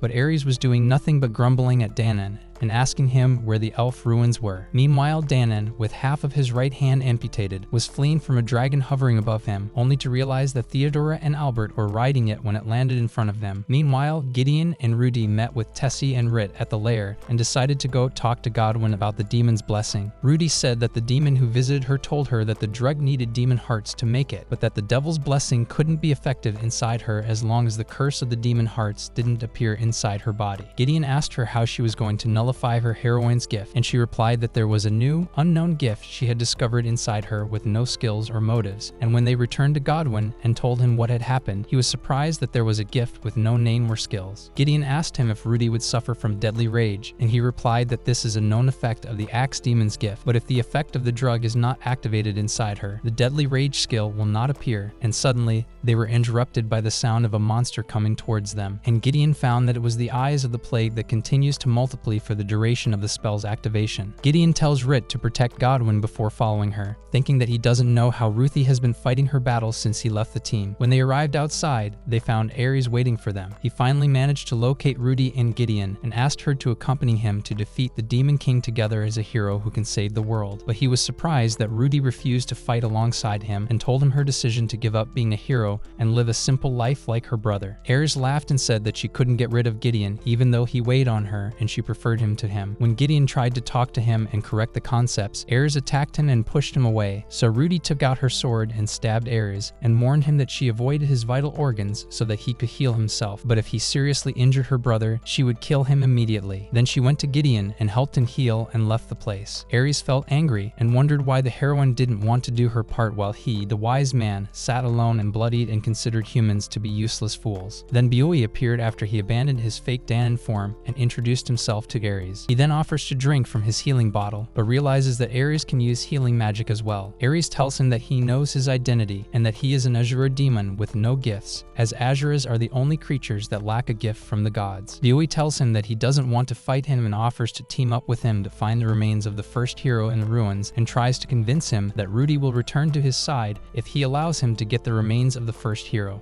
Ares agrees to Bui's offer, but he thinks that he has been feeling his heart racing since the first time he saw Rudy and was mesmerized by her radiance in this dark and dull world. And he keeps thinking about the memories of his first meeting with her, and he thinks that he finally found his purpose in life when he met her and realized that she has the gift of heroism, and he is convinced that he was created to fight alongside her and correct the flaws of the world. In the meantime, Rudy and Gideon return to the others and tell them what happened. Rit is surprised that Ares is here and trying to get Rudy back, and thinks that if he was able to summon a dragon spirit, he must have summoned the eyes of the plague. Tessie tells her that Ares has moved to the lower level and seems to be working with someone right now. Gideon is surprised that there's someone else with Ares. Tessie says he's using magic to hide himself. Rit thinks it might be Chisenden and decides to confront him if he's trying to deceive Ares. By this time, Danon, Theodora, and Albert had arrived at the hideout as well. As Danon was exploring, Theodora told him that she had brought him here because she wanted him to stay with her regardless of the outcome of the choices they were about to make, but Danon didn't understand, so she told him to do what he does best. Then Danon went to the door in front of them and smashed it and kept smashing the road in front of him until he reached the place where Ares and Bui were. Then he picked up one of the swords and threw it at them, but Bui was able to block it, and Ares was surprised that he had survived, so Danon told him to back off. Bui felt that his fingers were still numb and noticed that Danon's right hand was amputated,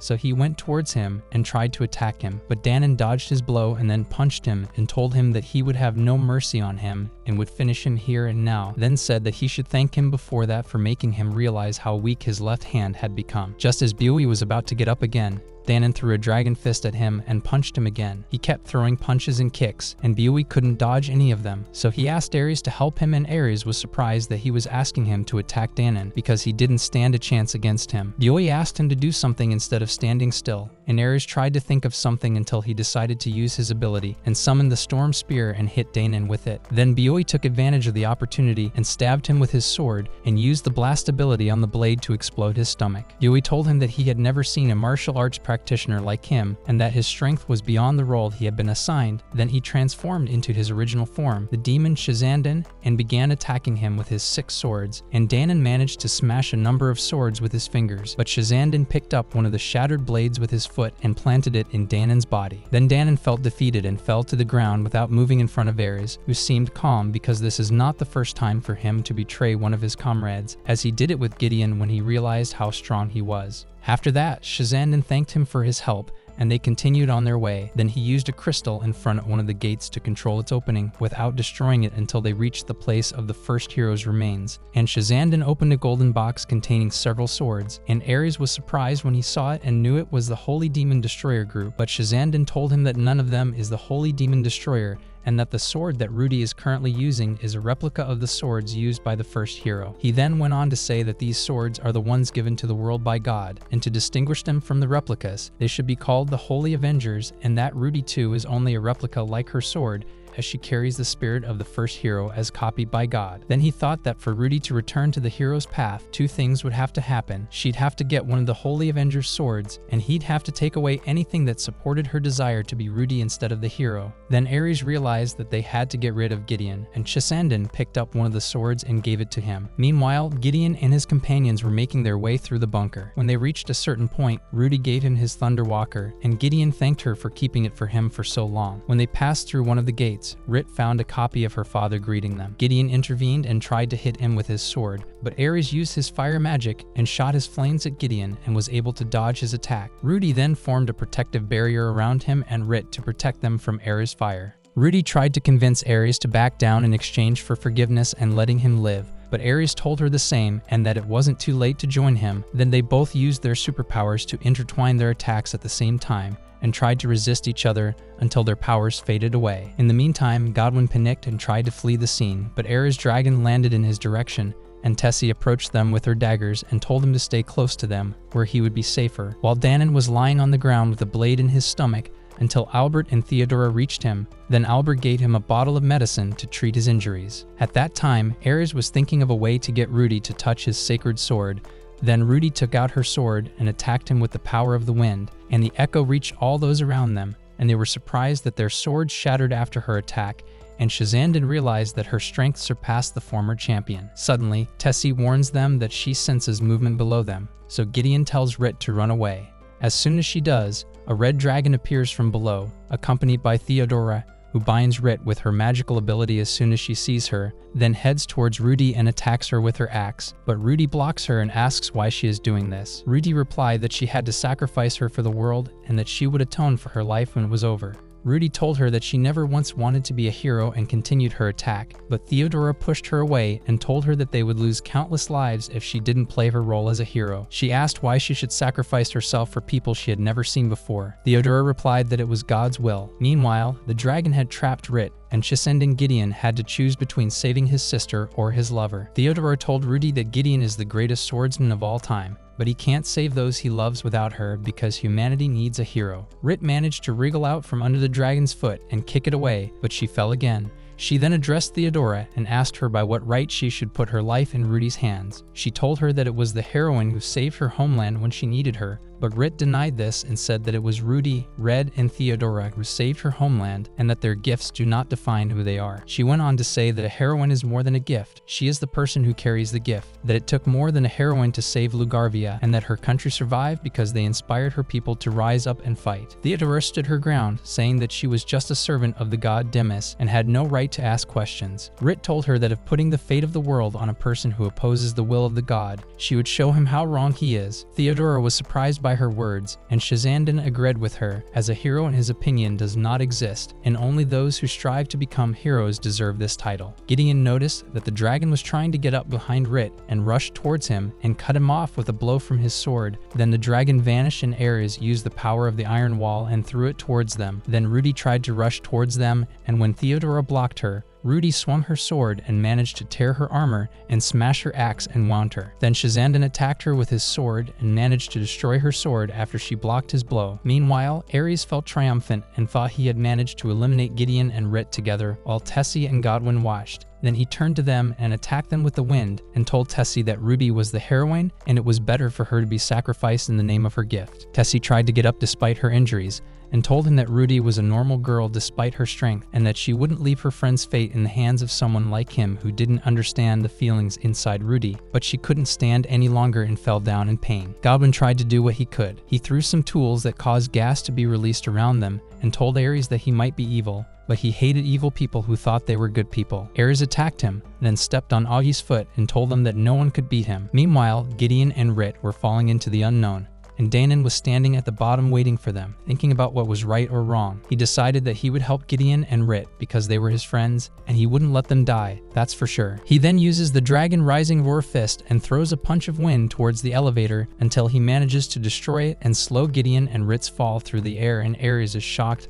that they are still alive when they come up again. Gideon headed towards him and Ares tried to stun him before he reached him. Rit formed a protective aura around him to avoid the spark of Ares' attack and took the damage instead, and when he was about to make another attack, he was surprised that Augie was still alive and tricked him and tied his hand with his strings. But he did not realize that Gideon had approached him far enough and then cut off his hands and finished him off with a final blow. Ares fell to the ground and tried to ask for help from Shazandan or anyone else, wondering why he always wins in the end even though he is stronger and wiser than him, and breathed his last before he could finish his sentence. At that time, Rudy was lying amidst the destruction, holding her shattered sword in her hand, and she wondered to herself what was the reason for all this. All she wanted was to live a peaceful life with her brother, and Shazandan approached her with the intention of eliminating her. But she resisted and continued to fight and tried to attack him with her shattered sword, but he pushed her away, so she threw her sword at him and made him let go of one of his swords. Then she asked him if it was bad for her to live a normal life, and he told her that she should live her life as a hero instead. She put her hand on her chest and told him that the fire that burns in her heart is the fire of anger, and Shazandan marveled at her strength even though she carries the devil's blessing inside her. Then Ruby rushed towards him and continued to attack him with all her might until she managed to smash his swords with her fist. Then she went towards the holy sword and grabbed it and kept attacking Shazandan while he was feeling victorious because at least he made her touch one of the holy swords. After Gideon managed to save Tessie and Godwin, he found Rudy standing in front of them, thirsty for blood, so he asked Rit and Godwin to take care of Tessie. Then he approached her and was surprised that she lost control of herself and rushed towards him to attack him, and Gideon kept blocking his sister's attacks until she managed to break part of the blade of his sword, so he left it and decided to rely on his bronze sword. Godwin was surprised by his decision and told him that he would not be able to confront her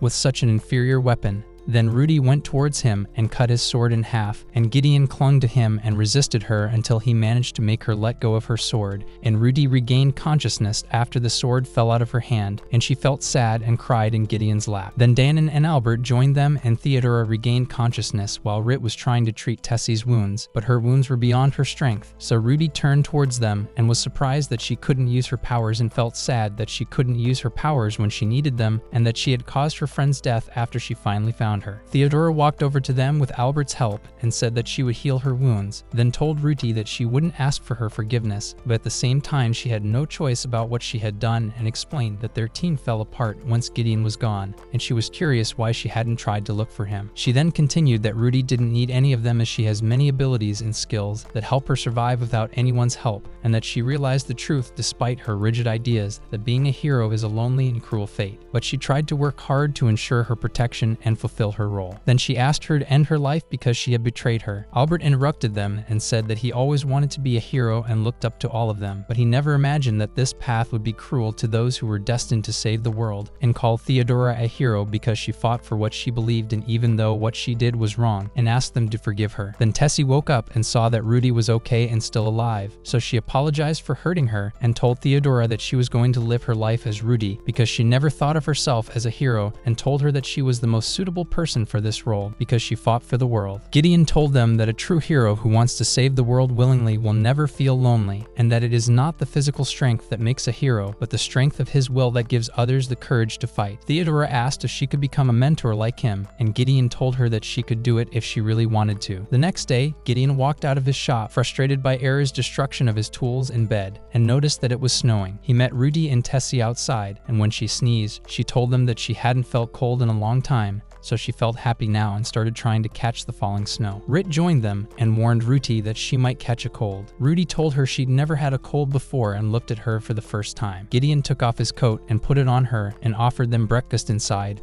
and they all sat and ate pizza together. Ruti felt happy with the taste of the food and seemed to feel better after giving up being the heroine and calling her unknown gift the new truth, and through it she discovered that she has a ruler skill that enables her to control other gifts and uses it to suppress her heroine's gift. Rit then asked her where she wanted to go with Tessie. She told her that she was looking for someone who wanted to sell their farm, and Gideon asked her if she really wanted to start a farm that grew medicinal herbs. Ruti said it was the first thing she wanted to do on her own, and Tessie said she would do what she could to help her. Ruti said she would be back in time for the funeral this evening, and Rit said she would stay at the store to take care of it. In the evening, Gideon, Dannon, Ruti, and Tessie went to the church for Era's funeral service. Gideon thought about what he had learned as a child from the church, that when you die, you are given a new gift and reincarnated, and if that was true, then Ares was no longer at the mercy of the governor's gift. After they finished the ceremony and left the church, Ruti apologized to him for putting him in such a situation, but he patted her on the head to reassure her, and then Dannon told him that he would return to the inn and stay in Zoltan for 2 or 3 days until his wounds healed. Then asked Gideon why Shizenden was able to fight with the holy swords. Gideon pondered his question and thought it was strange that a demon would use holy swords to destroy the demon king. Ruti said that Theodora had told her that the holy sword was a relic of the first hero and wondered why there were 5 of them, and Gideon thought that the 6th sword was currently missing. He continued that Demas, the creator of divine gifts, must have changed the meaning of hero since Shizanden was able to use the holy swords, and told Ruti that the first hero would have respected her decision because she had regained what it meant to be a hero. At night, Gideon thanked Meadow and Goons for their help in restoring the store and told them to come and eat with him whenever they wanted, and that it was the least they could do, so they said their goodbyes and left for home. When Gideon and Rit went back inside, she was frustrated that Ares had broken their bed and said that sometimes when she goes to sleep at night, she's afraid of waking up the next morning and realizing that Gideon has left her, and told him that they all need his mystical power because he's a mentor. He told her that the role of a mentor is not as impressive as a gift. She told him that his own self is more important than his gift because they all depend on Red, the man who was shaped by the life he lived with his gift. But she was afraid that he would leave to mentor someone else after their store and bed were destroyed because she felt like he didn't want to go back to the store. Red told her that she was wrong and that he was the one who needed her because she was the only reason he was back in the store again, and reminded her of how she told him when they first met years ago that she never imagined there were things she didn't know about him, and that he was happy that she wanted to stay by his side even though she knew he wasn't perfect. He hugged her and told her that he was a guide who just guides people so that they can do their work on their own and then move on, but that she was different from everyone else, and told her that he loved her more than she could ever imagine,